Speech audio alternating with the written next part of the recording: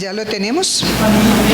Bueno, vamos a leer la palabra en el nombre del Padre, del Hijo y del Espíritu Santo. Está en rojo en mi Biblia porque esto lo pronunció el Señor con su boca, ¿no? Asimismo, el reino de los cielos es semejante a una red que echada en el mar recoge de toda clase de peces y una vez llena la sacan a la orilla y sentados recogen lo bueno en cestas y lo malo lo echan fuera. Así será el fin del siglo. Saldrán los ángeles y apartarán a los malos de entre los justos y los echarán en el horno de fuego. Allí será el lloro y el crujir de dientes. Hoy vamos a mirar esta palabra, el peligro de ser simplemente arrastrados por la red del reino de los cielos, pero ser desechado al final. Vamos a orar. Padre, queremos darte gracias por tu bendita palabra. Gracias, Señor, tu palabra es verdad. Tu palabra, Señor, es real. Tu palabra, Señor, nos enseña, nos muestra, nos dirige, Señor, nos redarguye, Dios mío. Muchas gracias, Señor Jesús. Bendecimos tu nombre, Señor Jesucristo. Tú eres el dador de vida. Tú eres, Señor, ese poderoso del cual hemos cantado en esta mañana, a quien venimos a adorar y a quien vinimos a escuchar. Este mes estamos orando con la palabra que dice que la exposición de tu palabra alumbra y hace entender a los sencillos. Dios mío, alúmbranos en este día, en el nombre de Jesús, porque esta palabra es para la iglesia tuya. Gracias, bendito Señor. Amén. Bueno, el peligro de ser arrastrados. Aquí el Señor está comparando el reino de los cielos a una red que echan los pescadores y recoge de toda clase de peces. Y vamos a mirar detalladamente esa palabra. Les puse como una red, pero uno de los que están en la red van a ser desechados. Miremos bien lo que el Señor Jesús está diciéndonos en esta mañana, a usted y a mí, los que estamos en la red. Miremoslo bien, a mí me gusta mirarlo en la palabra. El Señor dice, mirad bien cómo oís. Entonces dice que el reino de los cielos es semejante a una red, a una que barre, echada en el mar de la humanidad, recoge toda clase de peces y una vez llena la sacan a la orilla y sentados recogen lo bueno en cestas y lo malo echan fuera. Así será el fin del siglo. Saldrán los ángeles y apartarán a los malos de entre los justos y los echarán en el horno de fuego. ¿Qué vemos acá? El Señor está diciendo que el reino de los cielos es semejante a una red. Dice, así será el fin del siglo. Y mire lo que dice acá, apartarán a los malos ¿de dónde? ¿En dónde estaban los malos? Entre los justos. Entre los justos. Entonces, por eso la palabra, el peligro de que nosotros hayamos sido solamente arrastrados y que estemos entre los justos y realmente al final nos saquen. No hay otro lugar. El Señor dice acá, en el fin del siglo saldrán los ángeles, apartarán a los malos de entre los justos. ¿Y a dónde echarán a los malos? En el horno de fuego. Allí será el lloro y el crujir de dientes, que es el lugar de que Jorge nos habla cada rato, que es un lugar preparado para los que estuvieron cerca y no quisieron comprometerse con Dios. No hay lugares intermedios. Ahí no dice, y bueno, lo vamos a echar un poquito al purgatorio, a ver si se regeneran un poquito. Nada. O va al cielo o vamos al infierno. No hay opción, no hay opción. Entonces aquí en esta palabra, en esta parábola, el Señor nos está mostrando, dice que el reino de los cielos, esta es la sección de las parábolas que el Señor habló con respecto al reino de los cielos, y Él habla de que es semejante a una red. Lo interesante es que en esa red van a permanecer los malos entre los justos. ¿Hasta cuándo? Según esa parábola dicha por el Señor, hasta el final del tiempo. Triste uno encontrar, y el Señor lo dice muchas veces, ojo que no van a encontrar pérdida, ojo, perseveren hasta el final. Apartarán a los malos de entre los justos y los van a echar en el horno de fuego. No hay opción. Entonces vamos a ver a la luz de la palabra del Señor. Esto me hizo pensar, Dios mío, qué terror el día que estaba leyendo eso, qué terror que nosotros hayamos sido simplemente arrastrados por la red y que no nos hallemos de verdad justos. Y entonces me puse a buscar la Biblia y encontré 7 veces en que el Señor dice quiénes van a ser desechados. Así como esto salió de la boca del Señor, vamos a encontrar 7 veces en que el Señor dice quiénes son los que van a ser desechados. Entonces vamos a mirar las 7 ocasiones en que el Señor muestra que aunque están en la iglesia, aunque están en la red, van a ser desechados. ¿Quiénes? Son los que van a apartar. ¿Quiénes son esos que al final del siglo se van a encontrar que no son justos y los van a echar en el horno de fuego? Para aquellos que dicen que eso del infierno no existe, que qué más infierno que aquí en la tierra. No, aquí dice, ¿qué dice aquí claritico? ¿Horno de qué? Fuego. Horno de fuego. Donde dice que la llama nunca se apagará. Por los siglos de los siglos arderá. Entonces, pidémosle al Señor. Entonces, hay algunos que creen ser cristianos, porque están en la iglesia, porque fueron arrastrados por la red, pero al final no serán considerados justos delante de Dios y no entrarán al cielo. Algunos, de pronto, ¿qué tal nosotros? Dios guárdanos, Señor. Ahí lo dice claro. ¿Por qué permanecen hasta el final? ¿Por qué permanecen? Porque creen que son justos. Pero van a encontrar algo que los consideran que son malos y los van a apartar de entre los justos. No vamos a entrar a esas bodas del Cordero. Entonces vamos a mirar nuestro primer punto. Esa red, ¿a quién arrastra y a quién está sacando esa red? ¿Quiénes son los que están en la red pero serán desechados? Vamos a mirar el primer punto, Mateo 7, 21 al 23. Al final del Sermón del Monte, el Señor dijo esta palabra.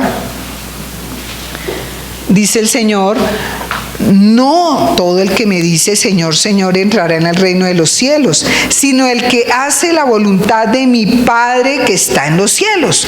Muchos me dirán en aquel día: Señor, Señor, ¿no profetizamos en tu nombre? Y en tu nombre echamos fuera demonios, y en tu nombre hicimos muchos milagros. Y entonces les declararé: nunca os conocí. Apartados de mí, hacedores de maldad. Apartados de mí, hacedores de maldad. Nunca os conocí. Apartados de mí, hacedores de maldad. Hay gente en medio de la iglesia, aquí vemos claramente un grupo de hombres y mujeres que entraron en la red. Entraron en la red y estuvieron tan cerquita que dice que en el nombre del Señor, o sea, hasta convencieron a muchos. Se convencieron ellos mismos y a muchos de que eran hasta siervos del Señor, porque dice, en aquel día dirán: Señor, Señor, se lo dicen con respeto. Todo hasta ahí se ve bonito.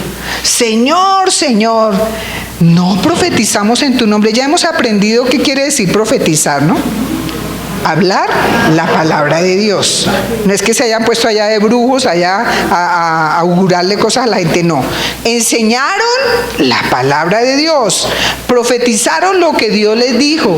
En tu nombre echamos fuera demonios, Dios mío, pero es en el nombre del Señor, porque la palabra dice que Satanás no echa fuera a Satanás. Y en tu nombre hicimos muchos milagros, tremendo. Pero es un hacedor de maldad. Esta es la primera afirmación que aparece en el Nuevo Testamento acerca de quiénes son los que van a ser desechados. Son los que no hacen la voluntad del Señor. No hacen la voluntad del Señor. Tenemos que hacer la voluntad del Señor. Tenemos que hacer. No hicieron la voluntad del Señor. Dice: yo nunca los conocí. Dice: apartados de mí, hacedores de maldad. Yo nunca los conocí, dice el Señor. Ahí más adelante, en los 2 cimientos, habla de que son los que de verdad están cimentados, el que oye las palabras y las hace y le cree al Señor. Un hacedor de maldad es uno que no hace la voluntad del Padre. No hace la voluntad del Padre bueno. No hacen la voluntad. Y uno dice: pero aparentemente estaban haciendo la voluntad del Padre. Eso no se parece a hacer la voluntad del Padre, profetizar, echar fuera demonios. Eso se parece a la gran comisión de allá de Mateo 28 y de Marcos 16. ¿No se parece a la gran comisión? Se parece, ¿cierto? Entonces, el Señor aquí está diciendo que no. Hicieron milagros en el nombre del Señor, pero no era la voluntad del Señor. No hicieron la voluntad del Señor. Y la pregunta es, ¿cuál es la voluntad del Señor? ¿Cuál es la voluntad del Señor? Miremoslo en Juan 6:40. ¿Cuál es la voluntad del Señor? Porque aquí ellos aparentemente hicieron cosas, pero le dice, son hacedores de maldad. Los que no hacen la voluntad del Padre son hacedores de maldad. Pero si esta es tu voluntad, Señor, mire la voluntad del Padre. Dice en Juan 6:40, y esta es la voluntad del que me ha enviado, que todo aquel que ve a quién, y cree en quién, en él tenga vida eterna, y yo le resucitaré en el día postrero. La voluntad de Dios realmente es mirar a Jesús en todo lo que nosotros hagamos,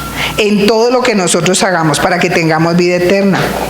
Tal vez no estamos viendo al Hijo, estamos en la iglesia pero no vemos al Hijo.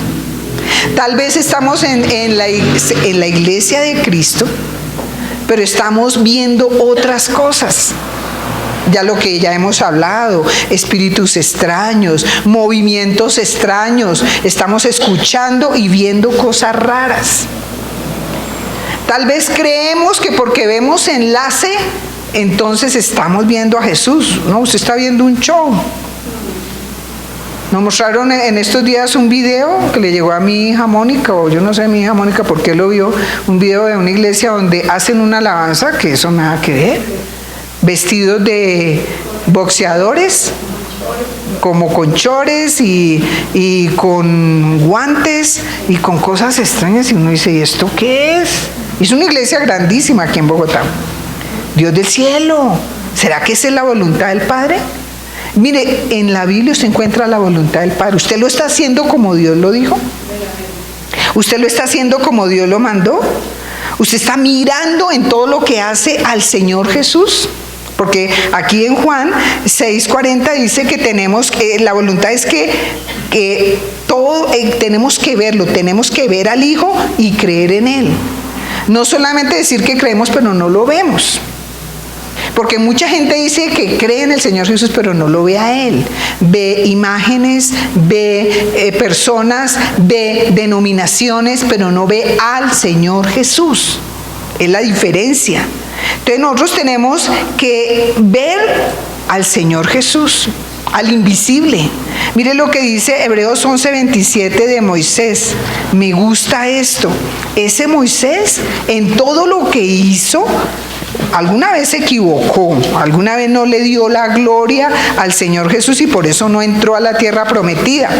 Pero mire lo que dice Juan 11:27, Hebreos 11:27.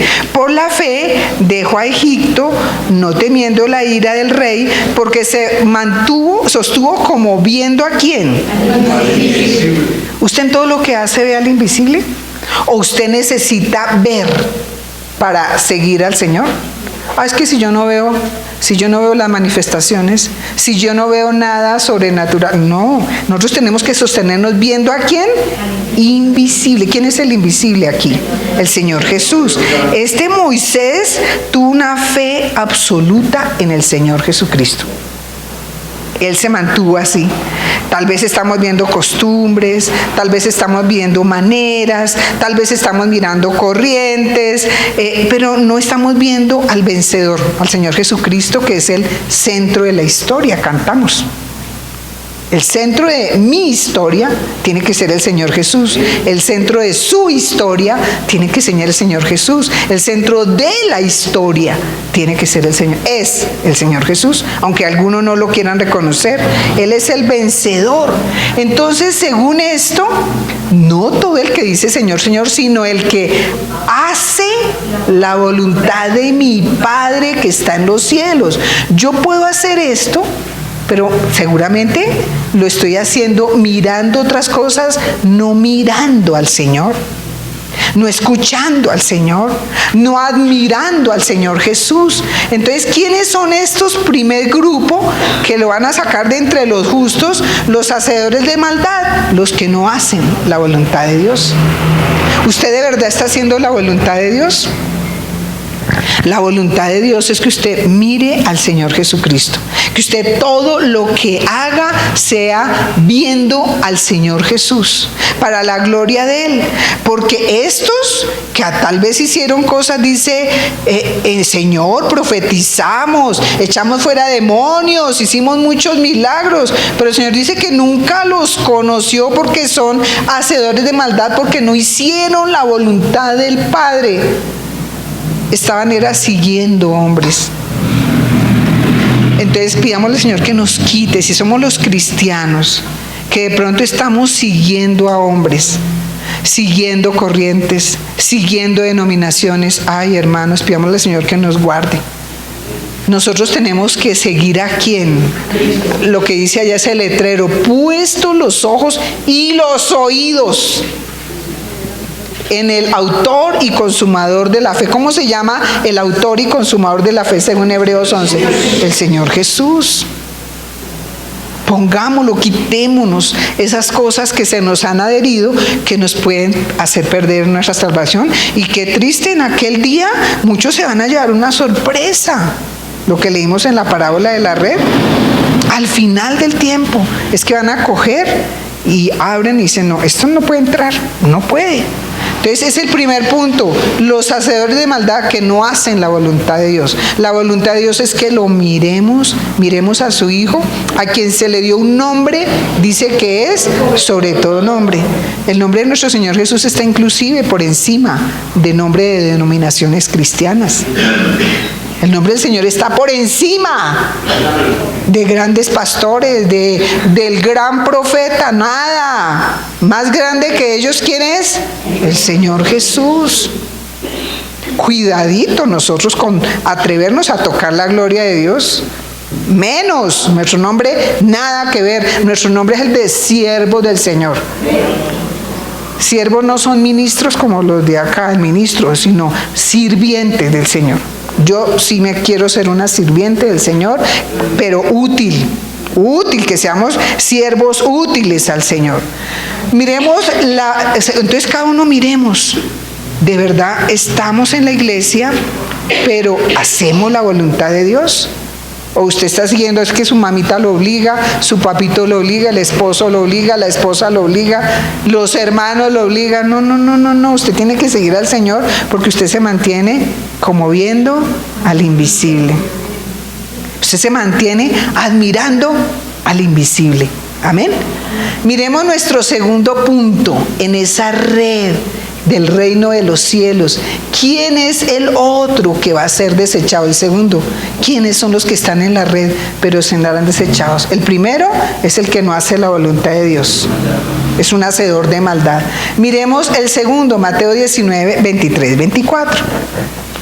Mateo 19, 23, 24. Esta palabra es para nosotros, ¿no? Es para la iglesia, no es para de afuera. Esto no es para evangelizar porque no nos entienden. 19, 23, 24. Esto es para gente conocedora de la palabra. Dice el 23, 24. Entonces Jesús dijo a sus discípulos: viene el joven rico y le dice: Señor, ¿qué haré para heredar la vida eterna? Y él le dice que cumpla los mandamientos. Le dice: ya los cumplí. Entonces le dice, el Señor no sabía quién era él.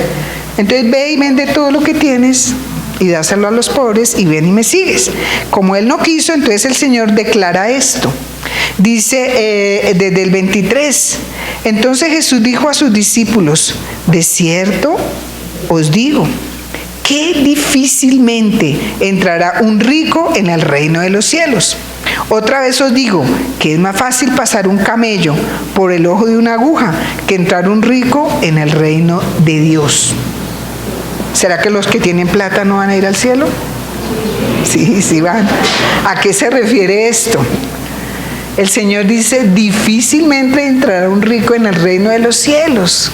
Que entrar es difícil. ¿Quién es ese rico? Aquí el Señor está exagerando, está haciendo una hipérbole. Dice, difícilmente entrará a un reino, pero no es imposible. Es más fácil pasar un camello por el ojo de una aguja. El ojo de una aguja era una puertica pequeñita dentro de la puerta grande de las murallas de Jerusalén. Cuando uno no había estudiado antes, uno decía, ay Señor, ¿cómo va a entrar un camello en el ojo de la aguja de coser? No, a esa no se refiere. El ojo de la aguja es una puertica redonda, más pequeñita dentro de una puerta grande, y pretendían pasar un camello. ¿Sabe cómo pasaba el camello? Tenía que doblar bien las piernas. Las piernas de los camellos creo que se doblan como en zigzag.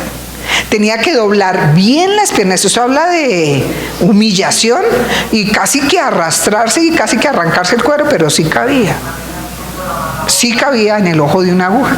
Sí se hacía bien chiquitico. Eso habla. Entonces, ¿de qué está hablando el Señor? ¿Será que uno que tenga platica, que el Señor lo ha bendecido porque hizo sus carreras y está bendecido y todo, no va a entrar? El Señor aquí está hablando que los que confían más en las riquezas materiales que en Dios no pueden entrar al reino de los cielos. ¿Qué tal nosotros en la iglesia, creyendo que somos cristianos, y al final nos hallamos de que estamos confiando más en el dinerito? Si tengo dinero, soy un cristiano feliz. Si no tengo dinero, ya no soy tan feliz, ya me cuesta trabajo. Nosotros no podemos confiar más en las riquezas que en Dios. En esta congregación, mi esposo y yo y la escuela ministerial siempre hemos declarado que nosotros no dependemos de los diezmos de nadie, hermano. Usted no crea que dependemos de los diezmos de usted. Nosotros dependemos ¿de quién? De Dios.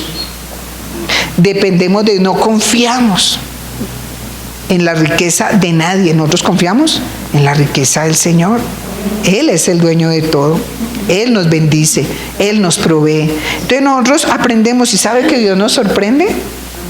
Ya cumplimos 13 años el pasado 25 de junio, y Dios nos ha sorprendido en esos 13 años, nunca nos ha faltado nada. Dios nos ha proveído, Dios nos ha sorprendido. Dios ha sido fiel, en el último momento llega lo que la iglesia necesita. Porque el diezmo que usted trae no es para los pastores, hermanos. Es para que haya alimento en su casa, en esta congregación. Sea todo lo que necesita. Entonces nosotros hemos visto la fidelidad, pero nosotros no confiamos en esas riquezas, confiamos en Dios. Uno que confía más en la riqueza material, tiene que examinarse. Si usted confía más en la riqueza material que en Dios, tiene que examinarse, porque al final lo pueden sacar de la red y le pueden decir, no, usted no puede entrar acá. Hacedor de maldad. Está mezclado entre los buenos. Entonces, ¿quiénes son los buenos según esto? Los que confían más en Dios que en la riqueza. ¿Se acuerda lo que dijo Habacuc? Aunque la higuera no florezca, ni en las vides haya fruto, y en las ovejas no den sus crías, ni nada haya más, con todo yo me alegraré en Jehová. Ay, Dios proveerá, hermano. Mire, si el Señor dice que cuida de las aves del cielo y de las bestias del campo, va a cuidar a sus hijos. Estamos orando por todos los que están desempleados. Estamos clamándole al Señor. Dios es bueno y Dios no los va a dejar, Dios no los va a desamparar. Pero confiemos más en Dios que en las riquezas, hermano. Confiemos más en Dios que en la riqueza, porque este es el grupo que va a ser desechado. Muchos en las congregaciones confían más en las riquezas materiales que en Dios. Si hay, y ese es un pecado que tienen algunos pastores, que le han enseñado a la gente que si tienen plática, son bendecidos por Dios, están bendecidos, que si no, entonces debe ser que hay algún pecado. Ojo, hermano, no. Yo les mostré hace unos meses este hombre Kenneth Hagin, que pidió perdón, dijo que se había equivocado. El que escribía eso, de que todo tenía que ver con la riqueza, él dijo no, porque Dios también ama a los que no tienen. Y Él vino por todos. ¿Qué tal el Señor solamente por ricos? ¿Solamente por gente poderosa? ¿Solamente por gente prestante? No, el Señor vino por todos. Entonces, el que confía más en las riquezas materiales va a ser desechado. Para que vaya anotando ahí en su agenda, Miremos en la red. ¿Quiénes son el tercer grupo que está en la red en este momento, pero si llegara hoy el Señor y tiene esto, va a ser desechado? Entonces cuidémonos, hermanos. Marcos 10:15. Si hoy viniera el Señor y nosotros estamos en la condición de no hacer la voluntad de Dios mirando solamente a Jesús y admirándolo a Él, vamos a quedarnos. Si estamos en la condición de que confiamos más en el dinerito que en Dios, cuidado. Marcos 10:15. Dice la palabra: de cierto os digo, el que no recibe el reino de Dios como un niño, no entrará en él.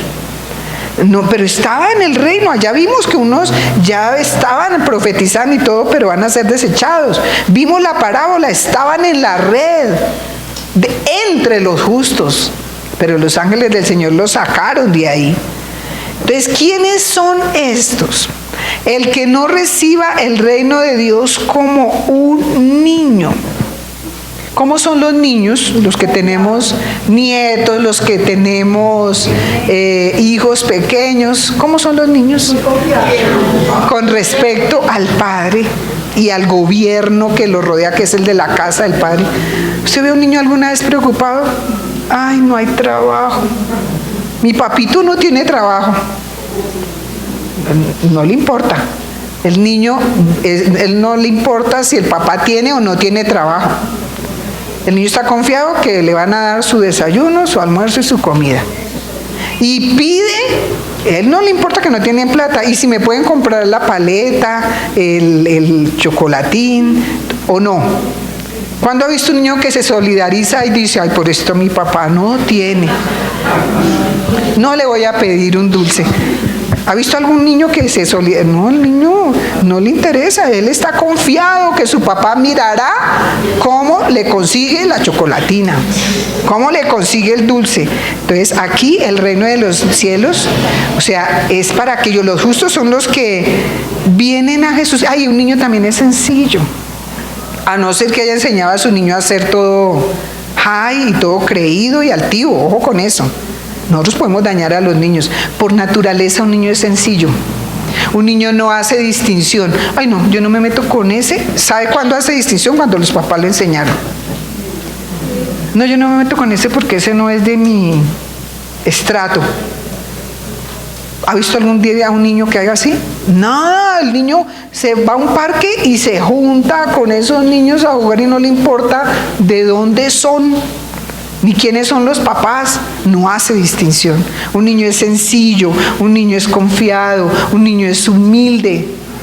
Un niño no hace distinciones. Entonces son aquellos que tienen una vida absolutamente confiada en nuestro Padre Celestial. Todos tenemos un Padre en común, el Señor Jesucristo, ¿cierto?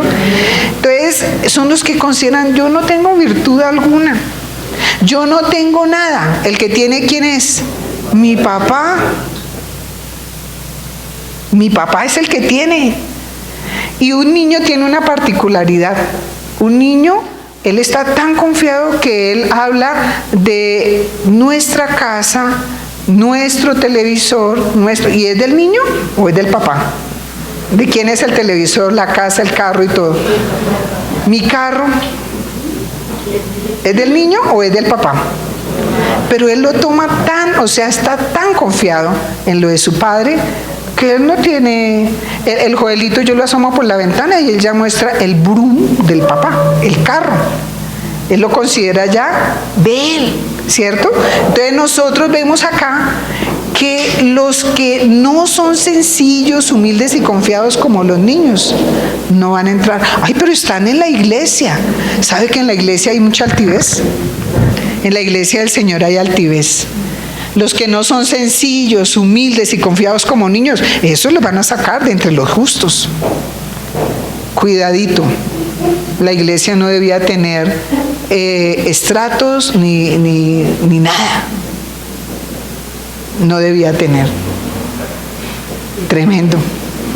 Allá en la convención nos recordaron a uno de los pastores que predicó, no me acuerdo si fue el mexicano o el de aquí de Barranquilla, que él decía, contó la historia de Gandhi, ¿no? Gandhi, él cuando fue a Inglaterra, él había leído la Biblia y admiraba al Señor Jesús. Él lo admiraba. Y él quería conocer cómo era. Oiga, esa gente que sigue al Señor Jesús deben ser sencillos. Deben ser tan hermosos como el Señor Jesús. Y llegó a una iglesia donde le dijeron, no, aquí no puede entrar porque los de colorcito como usted toca para allá, para el otro lado. Porque pues Gandhi era hindú, era moreno. Y allá en Inglaterra pues todos eran blanquitos, ojiazules. Entonces le dijeron, no, aquí no es la iglesia para usted. Entonces dijo, no, muy bonitas las enseñanzas del Señor Jesús, pero los seguidores del Señor Jesús son bien feitos. Bien feitos. Terrible que nosotros demos mal testimonio con eso. Triste que nosotros mismos le pongamos categoría a las iglesias. Mucha gente, nosotros hemos tenido gente acá que se ha ido porque ya sus niños están creciendo y aquí no hay cómo mezclarse, no hay gente que se pueda mezclar con sus niños. Triste, triste. Hace muchos años alguien nos dijo, no, es que la verdad eso me queda muy lejos, me canso mucho viniendo hasta acá y mis hijos están creciendo. No, hermano, tranquilo. Estaba preocupado porque en ese tiempo era el diezmador más grande. Le digo, no se preocupe, hermano. Nosotros no dependemos de usted, nosotros dependemos del Señor Jesús. Y fue decir eso, y el Señor motivó a mucha gente a que empezara a diezmar hace 13 años. Nosotros no podemos hacer categorías, tenemos que ser sencillos, humildes y confiados como niños, hermanos. Todos somos hermanos. Yo no he visto ningún niño que haga distinción. Los bebés no hacen distinción. No hacen distinción. Yo no me meto con ese niño. Ese bebé no es de mi clase. No, los niños son de lo más tranquilos. Antes creen que mejor dicho, pueden meterse con todo el mundo. Antes uno es el que daña a los niños. Porque uno les enseña, ay no, tiene que tener cuidado. No sé, claro que toca advertirles a los niños. Que no se pueden ir con cualquiera, ¿cierto? Por el peligro que hay de un pedófilo o algo así. Pero nosotros no podemos enseñar a los niños a ser clasistas. Y a la iglesia menos, hermano. ¿Qué tal ahí? Nosotros somos de otra categoría. Dios nos guarde. Hay iglesias que funcionan así. Que el Señor tenga misericordia. No son sencillos, no son humildes y confiados como niños. Hay iglesias de caché, dedo parado, y usted no puede entrar allá porque lo miran, oiga, pero usted no trae los zapatos Prada, no trae los Gucci, los no sé qué y los hice más, entonces los sacan. Nosotros tenemos que ser sencillos. Dios nos puso acá y de aquí nos va a sacar el Señor. Cuando nos lleve a su presencia, de aquí nos va a sacar. Nosotros no tenemos por qué tener esas distinciones. ¿Estaremos en ese grupo? Porque entonces el Señor nos va a decirle a los ángeles, no, esos están metidos entre los justos. Entonces, ¿quiénes son los justos? Los que son sencillos, humildes y confiados como niños en su Padre, en su precioso Padre. Miremos el cuarto grupo de los que están en la red, pero van a ser eliminados, los que están en la red, pero serán desechados. Miremos Mateo 25:30. El cuarto grupo. Dios nos guarde, que nosotros creyendo que estamos bien y resulta que al final le digan a uno, no, usted aquí no puede entrar. Mateo 25:30. Está el Señor hablando también las últimas parábolas antes de ir a la cruz. Y el Señor dice, está hablando de la parábola de los talentos, dice, y al siervo inútil, echarlo en las tinieblas, otra vez lo que Jorge nos ha enseñado, echarlo en las tinieblas de afuera. Allí será el lloro y el crujir de dientes. ¿De qué está hablando acá? Leámoslo desde el versículo 24 para tener el contexto. Está el Señor en la parábola de los talentos diciendo que el reino de los cielos es como alguien que empezó a entregar unos dones, unos talentos, y dice el 24, llegando también el que había recibido un talento, dijo, Señor, te conocía que eres hombre duro, que ciegas donde no sembraste y recoges donde no esparciste, por lo cual tuve miedo y fui y escondí tu talento en la tierra. Aquí tienes lo que es tuyo. Usted diría, ay, tan correcto ese hombre. Le guardó lo que es del Señor, ¿cierto? Aparentemente. Respondiendo su señor le dijo, dice el versículo 26, siervo malo y negligente, sabías que ciego donde no sembré y que recojo donde no esparcí, por tanto debías haber dado mi dinero a los banqueros y al venir yo hubiera recibido lo que es mío con los intereses. Quitarle pues el talento y darle al que tiene 10 talentos, porque al que tiene le será dado y tendrá más, y al que no tiene aún lo que tiene le será quitado, y al siervo inútil echalo en las tinieblas de afuera. Oiga, era siervo, estaba en la iglesia, tanto que le dieron un talento. Pero ¿cómo era ese siervo? Inútil. ¿Y por qué será que ese siervo era inútil? ¿Por qué? Si supuestamente le guardó el talento al Señor, porque lo recibió y no lo usó. ¿De qué está hablando acá? Un siervo prudente es el que usa los dones y habilidades para el servicio del Señor, para darle gloria al Señor. Aquí pues en la parábola el Señor dice, aunque sea los intereses. Oiga, aunque sea los intereses, démosle al Señor. Algo que le produzcamos al Señor, así sea, porque los intereses son bien bajitos, hermanos, los que pagan los bancos. Bajiticos. Pero el Señor dice, aunque sea los intereses, algo poquito, pero démosle algo al Señor. ¿Usted sí se preocupa? ¿O usted solamente viene el domingo y las fiestas de guardar y nada más? Usted no le comparte a nadie, usted ni siquiera ora, usted no lee la Biblia, usted no le enseña a nadie, usted se congrega por congregarse, está en la red, pero no produce nada. Y Dios a todos nos ha dado siquiera un talento. Nadie aquí puede decir que no tiene ni siquiera un talento. Lo dice el Señor, de su boca lo dijo. Entonces, usamos los dones y las habilidades que el Señor nos dio para darle la gloria al Señor, para que Él quede bien, o los desaprovechamos, o los perdemos. Porque aquí está hablando de que dentro de los justos hay creyentes inútiles que no usan los dones para la gloria del Señor Jesús. No se les ve nada. Gente ahí, nada. No lo ponen al servicio del Señor. Nada. Y algunos que tenían algunos dones, usaban, trabajaban, se retiran. Ay, no, estoy cansado. Estoy muy cansado, ya no quiero trabajar. Muy cansado es esto. Y se retiran. ¿Dónde está el servicio al Señor? ¿Sabe que en esto no nos podemos cansar? Los esclavos no tenían derecho a cansarse. Los esclavos eran esclavos ¿hasta cuándo?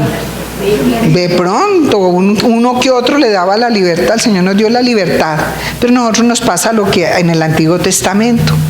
Cuentan que algunos esclavos decían, pero ¿dónde voy a conseguir un amo tan bueno como este? Decían, no, Señor, yo quiero volver y quiero servirte hasta mi muerte. Eso nos pasó a nosotros. Oiga, ¿dónde vamos a conseguir un amo tan bueno? Yo quiero ser esclava del Señor hasta el día de mi muerte. Entonces me hago perforar la oreja con su palabra. Ahí le pertenezco al Señor. Le pertenezco. Usted está usando el don que el Señor le dio, mínimo uno. ¿Sabe orar? ¿Cuántos saben orar? Todos sabemos orar. Hemos aprendido en esta congregación que oramos en base a una palabra. Es la mejor manera de orar. No hay decir cosas sin sentido. Con una palabra lo centra. El Espíritu Santo lo centra a uno para orar. ¿Cuántos saben hablar? ¿Alguno aquí que no sepa hablar? Todos sabemos hablar, ¿por qué no le decimos a la gente las cosas? ¿Cuántos saben bendecir, hablar bien? Usted puede bendecir a otras personas. Tengo una vecina que en estos días, les voy a contar, me voy a poner creída, me dijo un piropo. Una vecina me dijo, porque se me acercó y siempre le pregunto de sus hijos, y le dije, ay no, tenemos que orar por este chico. Tiene una cosa extraña porque ha tenido 3 mujeres y todas le dan duro en la cabeza a ese muchacho. Y conoció al Señor ese muchacho. Entonces le dije, no, tenemos que orar. Bueno, entonces ya cuando se fue me dijo, ay, ¿sabe qué? A mí me gusta siempre hablar con usted. Usted tiene unas palabras tan bonitas que yo siempre le hablo del Señor. Y entonces ella me dijo que le gustaba hablar, y yo digo, siempre tenemos una palabra que decir. Yo lo único que le digo bonito es la palabra de Dios a ella, porque ella le dijo, oiga, dígale a ese chico que la honre a usted porque la ha deshonrado, porque por eso no le salen las cosas bien y todo le va mal a ese muchacho. Entonces me dijo, ay, usted siempre me habla tan bonito, me gusta hablar con usted. Y entonces me entretiene, y yo con afán, y ella me para ahí y me toca ponerle cuidado. Entonces nosotros tenemos que, una palabra, hermano, aunque sea una palabra, tenemos para decirle a alguien. ¿Se sabe un solo versículo? Dígalo, para alguien le servirá. Que defiéndase si se sabe un solo versículo. ¿Sí? Uno al principio. Yo les he contado que el primero que aprendí, de modo que si alguno está en Cristo, nueva criatura es, y eso era mi caballito de batalla. Todo el mundo le decía lo mismo. En el bus, en ese tiempo no teníamos carro, en el bus donde iba yo hablaba, y uno ha perdido todos esos talentos. Oiga, el Señor, yo pienso que nos tiene que, porque usamos más los talentos al principio, ahora ya no los usamos tanto. Entonces, si usamos los talentos, más nos será dado. Al que más se le da, más se le exige, pero también al que más produce, más se le da, vuelve y se le da más, le dan más. Entonces, ¿seremos acaso creyentes inútiles que no usamos los dones para la gloria del Señor? ¿Soy el cristiano secreto? Nadie sabe que yo soy cristiano. Nadie sabe. Qué bonito que le digan a uno, oiga, ustedes son raros, ustedes son diferentes. A nosotros nos dijeron hace poco a María y a mí, ¿ustedes qué son? Los vemos diferentes, no se ríen de las vulgaridades y suciedades que hablaban allá. Eso es bueno, quiere decir que sí, uno está dejando huella. Nosotros estamos orando con Hechos 2:47 que dice, teniendo favor con el pueblo, el Señor añadía a la iglesia cada día los que debían de ser salvos. Le pedimos, Señor, guárdanos de ser mal testimonio. Porque si no tenemos favor, tener favor es tener testimonio, estorbamos la obra del Señor Espíritu Santo. ¿Quién es el que añade a la iglesia? El Señor Espíritu Santo. El que convence de pecado, justicia y juicio. Entonces tenemos que tener cuidado. Miremos nuestro quinto grupo que será rechazado, los que serán desechados. Mateo 22, 11 al 14. También de las últimas parábolas que el Señor dio. Mateo 22, 11 al 14. En la parábola de la fiesta de bodas dice, y entró el rey para ver a los convidados, y vio allí a un hombre que no estaba vestido de boda. Alcanzó casi que a entrar. Y le dijo, amigo, ¿cómo entraste aquí sin estar vestido de boda? Mas él enmudeció. Entonces el rey dijo a los que servían, atadle de pies y manos y echarle en las tinieblas de afuera, allí será el lloro y el crujir de dientes. ¿Quiénes son estos? Dice los convidados. ¿Quiénes han sido convidados a las bodas del Cordero? Los cristianos, los que han entendido. Salió a ver a los convidados y vio un hombre que no estaba vestido de boda. ¿Cómo así? No estaba vestido de boda. No tenía traje de boda. Ya hemos aprendido que en el contexto judío, el padre del novio era el que encargado de pagar la fiestica, los novillos que mataban, los animalitos que mataban, el vino que mandaban a hacer y los trajes. Entonces lo invitaban a usted a la boda y le mandaban el vestido. Y entonces, ¿qué tenía que hacer el convidado? No tenía excusa de decir, es que no alcancé a mandar a hacer el vestido para la fiesta. Lo único que tenía que hacer era, el día que le tocaba la boda, ponerse el vestido que le mandaron. ¿Esto de qué está hablando? Miremos lo que dice Gálatas 3:27. ¿De qué habla? ¿De qué está hablando? ¿Cuál es el vestido que no, si no tenemos ese vestido, no nos van a dejar entrar, hermanos? Si usted tiene otro vestido, ese no le sirve, por muy bonito que sea. Son obras bien bonitas, ese no le sirve. Dice, porque todos los que habéis sido bautizados en Cristo, de Cristo estáis revestidos. Ese es el vestido. Estamos revestidos. O sea, ¿quién es el que está revestido de Cristo? Uno que nació de nuevo. Uno que tiene la nueva naturaleza. Allá en Isaías 61 dice, en gran manera me gozaré en Jehová, mi alma se alegrará en mi Dios, porque me vistió de vestidos de salvación, vestiduras de salvación, me rodeó con manto de justicia como a novia. ¿Quiénes son las que ponen mantico? Las novias.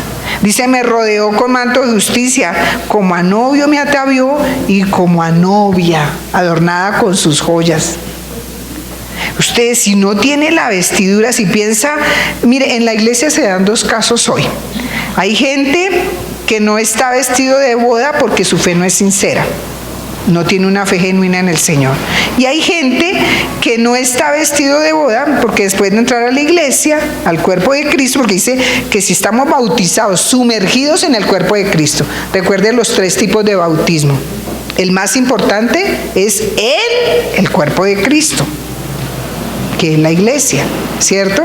En agua, que es mostrando que yo ya estoy sumergida en el cuerpo de Cristo, y en el Espíritu Santo.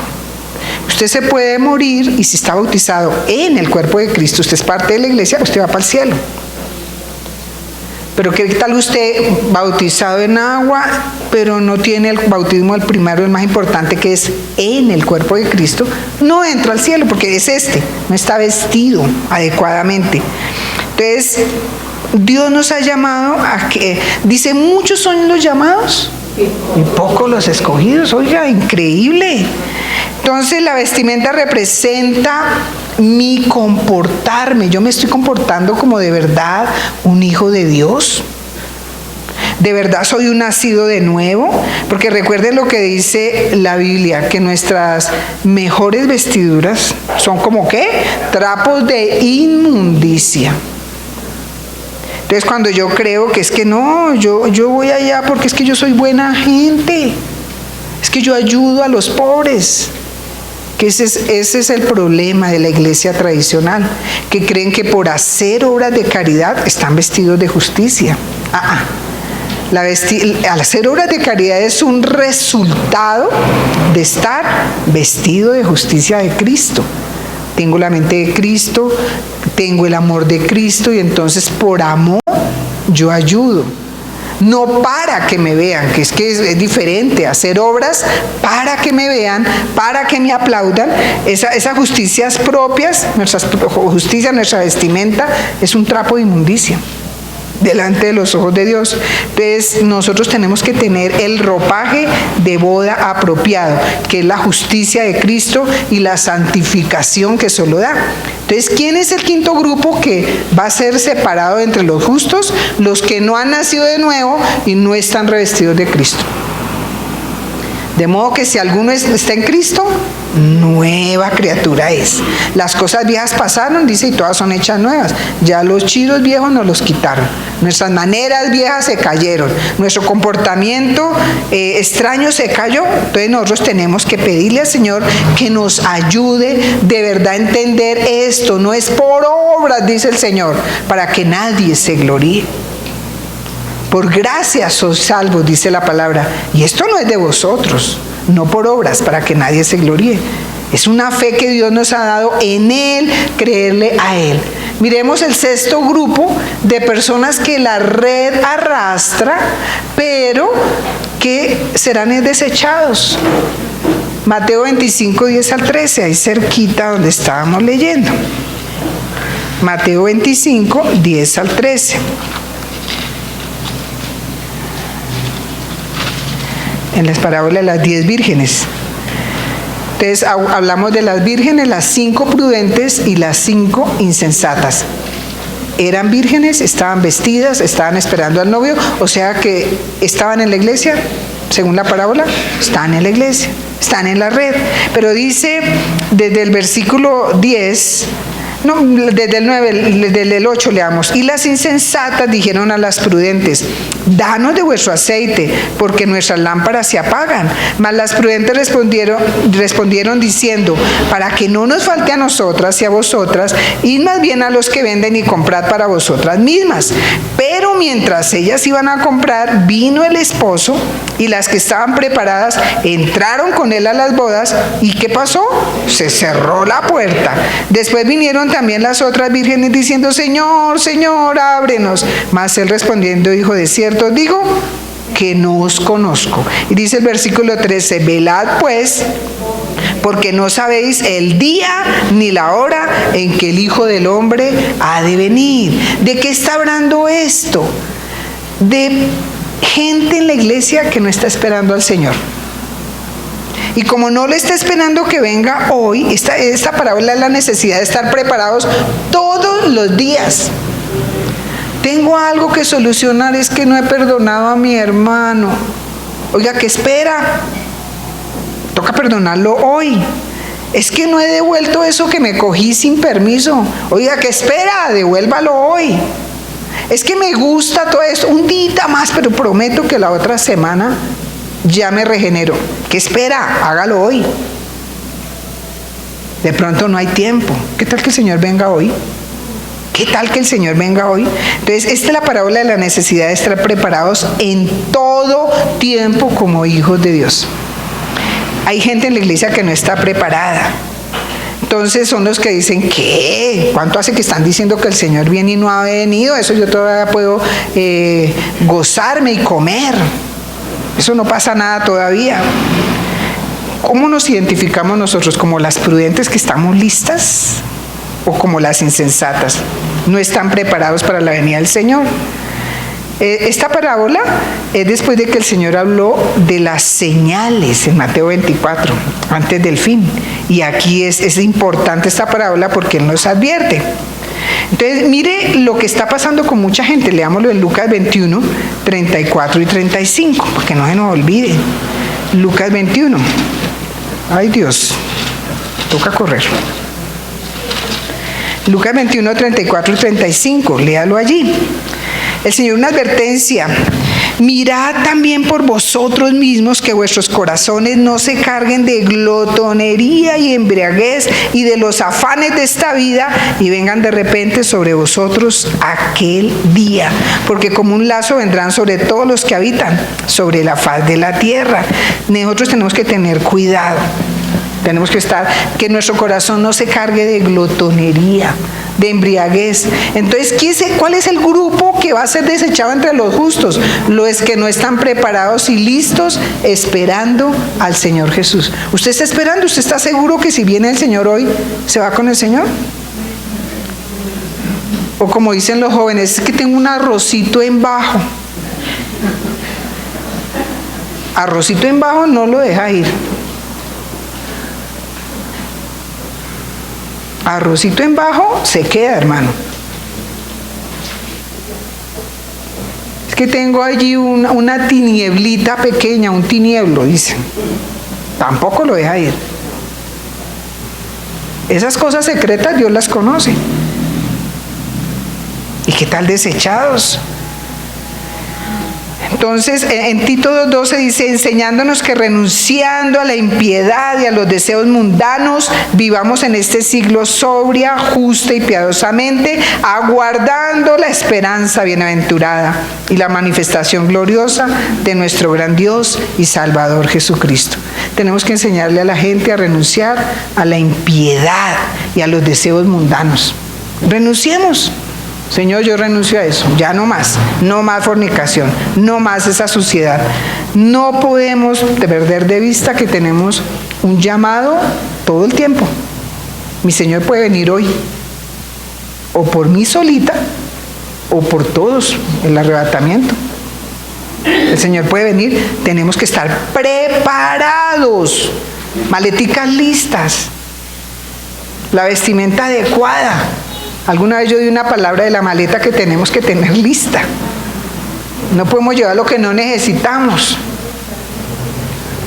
Y el último grupo de los que cayeron en la red, el séptimo grupo, pero que van a ser desechados, Apocalipsis 3, 15 y 16.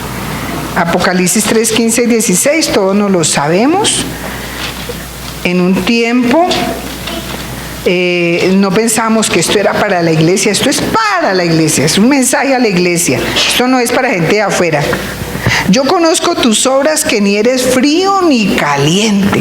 Ojalá fueses frío o caliente, pero por cuanto eres tibio y no frío ni caliente, te vomitaré de mi boca. ¿De qué está hablando el Señor acá? Los tibios. En la iglesia hay mucha gente tibia, hay mucha gente que profesa amar a Cristo. ¿Cuál es la gente tibia? Spurgeon dijo que obedecer a medias es desobedecer totalmente. Usted obedece a medias, está desobedeciendo totalmente. Entonces son los cristianos que obedecen a veces y otras veces no. Que están en el límite entre el mundo y la iglesia. El tibio es el que no es ni de aquí, ni de allá, no se sabe de dónde es. Pero delante de Dios, porque usted puede aparentar que viene todos los domingos y fiestas de guardar a la iglesia, pero es tibio. Porque cuando nadie lo ve, el pie se le va para el mundo. Los ojos se le van para el mundo. Los oídos se le van para el mundo. La boquita habla como los del mundo. Las manitos cogen cosas del mundo.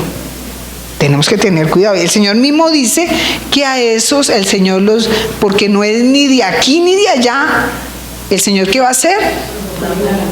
Lo vomitará. Oiga, pero estaban en la iglesia. El Señor dice, ojalá seas frío. Tiene más oportunidad si es frío, porque el Señor Espíritu Santo lo puede convencer de pecado, justicia y juicio. O caliente, uno que está entre los justos. Pero no es ni frío ni caliente, el Señor lo va a vomitar. ¿Estamos en esos? A veces nos comportamos, obedecemos a medias. Esto sí, pero esto no.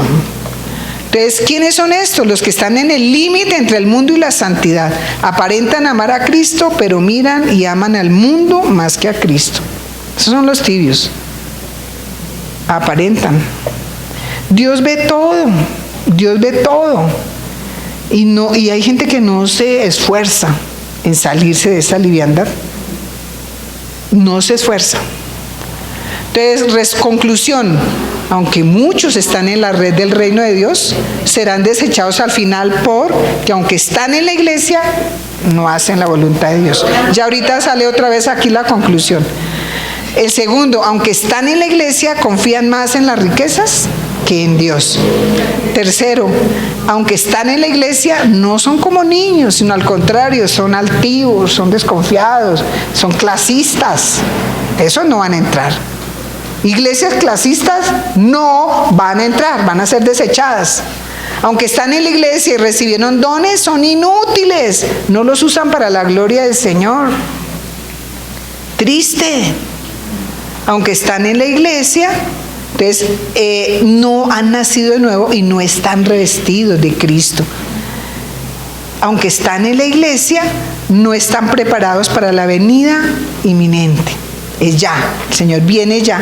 Y la última que no anotaron, aunque están en la iglesia, tienen su corazón en el mundo, lo aman más que al Señor Jesús. Aman más al mundo que al Señor Jesús. Triste. Nuestra evaluación, cada uno mirará. ¿Hay oportunidad, hermano? ¿Qué creen ustedes? ¿Escuchamos esa palabra? Dice que los que escuchan atentamente serán alumbrados y sus rostros no van a ser avergonzados. Pero confiemos en eso, en que vamos a poner por obra lo que nos falte.